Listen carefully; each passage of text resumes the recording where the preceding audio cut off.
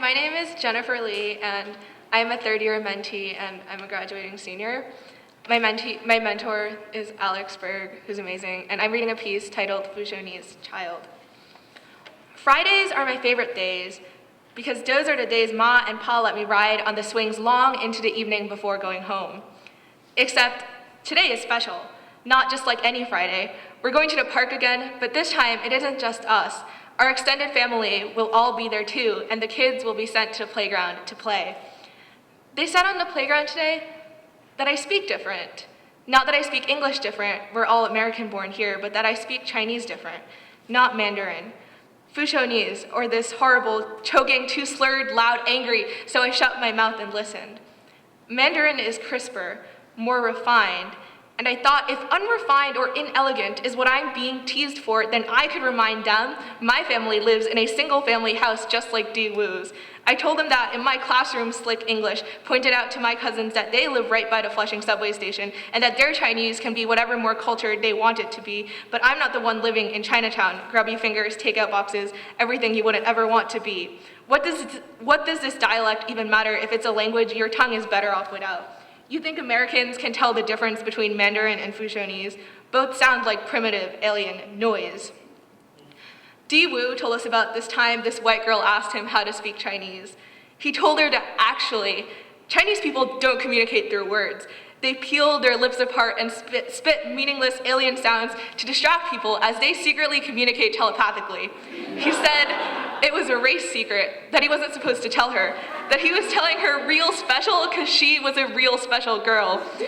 And when Di Wu told us this, we all laughed, and Mandarin-speaking Hector snorted the loudest. Mandarin-speaking Hector couldn't hope to ever go out with a white girl, not in Chinatown like that. Only Di Wu could pull off a stunt like that, as respectable as he is, all 3.5 feet of sincerity and lies. Afterwards, I asked my parents to speak Mandarin in the house.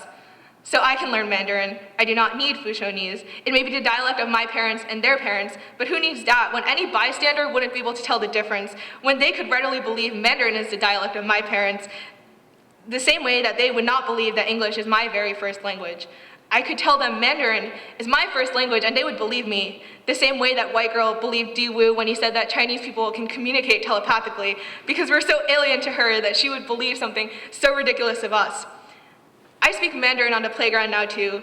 Di Wu and Hector and Mark and everyone all speak Mandarin, and the adults enjoy meeting, so they say we should do this more regularly. They speak Fuzhounese. We hear them laughing loudly, and I don't know if it's because it's a tradition, or because they're respecting their elders, or because they want to scare away white families from the park by being loud and raucous so strangers leave without asking. Keep away from these barbarians. Make them not want what they could take if they wanted. Make them not want to take what we want. Make it ours. Of course, there's a second cousin, George, who just moved in from California and thinks we should switch to Fuzhounese. He said it's more traditional, but also more expressive.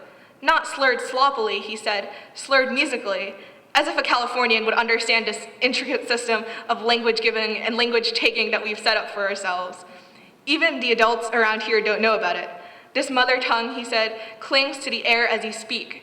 It hangs there, vibrant, almost tangible. It's so much more alive than Mandarin. He said so much for Fuzhou in a way that I had never thought about before. It made me feel like a child, for once, for never having thought of these things, really, really childlike, even though he was the same age as me. And as I was thinking that, I realized that I no longer remembered the Fuzhounese word for child, just a vague impression of an N or an I, or what sounded like Fuzhounese words for yolk or crabs, the taste of warm custard melting in my mouth. Maybe that was a word Mother used to call me. George refuses to speak Mandarin. He has his own Fuzhounese coalition. He looked pityingly at us as he said, "Do none of you know Fuzhounese?" And I think something in my face must have betrayed me because he narrowed his eyes at me waiting for a response. It reminded me of the story Di Wu would tell of the white girl, because it was as if some tacit understanding passed between us. Then when he realized I was not him and he was not me, and Fuzhounese was not a burden I wanted to carry.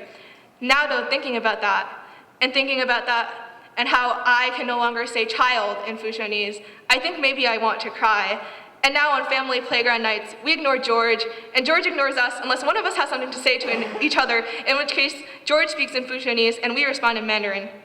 It all translates out in our heads, And I think we imagine that the other is speaking in our respective dialects, and we are not really even trying to understand each other, because what even is the point there? Why are we fighting each other like this? Does the dialect even matter? Why shouldn't we ditch Chinese altogether and speak English?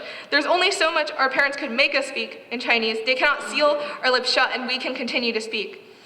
Fuzhounese is the dialect of our grandparents, and some of our parents, and all the people who came before. But maybe Mandarin is meant to be the dialect of the children, but maybe it doesn't matter. But maybe I think it's important that I speak deliberately, and for me that deliberately means speaking in Mandarin, but sometimes when I speak Mandarin, my Mandarin slips into the Fuzhou dialect, which confuses me because there are Fuzhounese words that I'm already forgetting.